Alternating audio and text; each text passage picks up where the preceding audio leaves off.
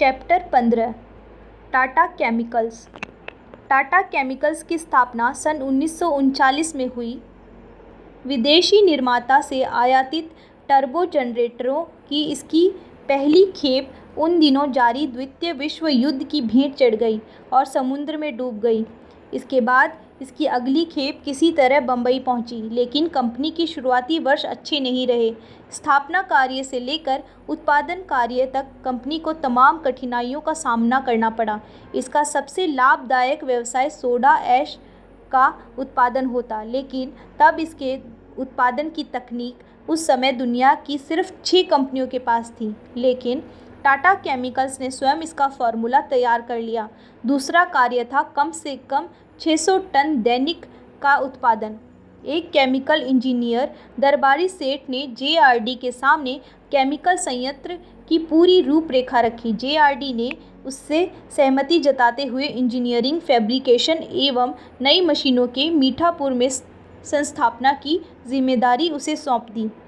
दरबारी सेठ तथा उसकी टीम ने रात दिन कार्य करके संस्थापना का कार्य पूरा किया तथा साथ ही साथ उन सबका एक साथ कार्य करना भी सुनिश्चित किया। संयंत्र तैयार होते ही 400 टन प्रतिदिन उत्पादन का लक्ष्य देकर उसने संचालन का जिम्मा भी उसी टीम को सौंप दिया गया। पहले पखवाड़े में ही संयंत्र से उत्पादन 545 टन प्रतिदिन तक का जा पहुंचा। आज टाटा केमिकल्स लिमिटेड दुनिया में दूसरा सबसे बड़ा सोडा ऐश उत्पादन है।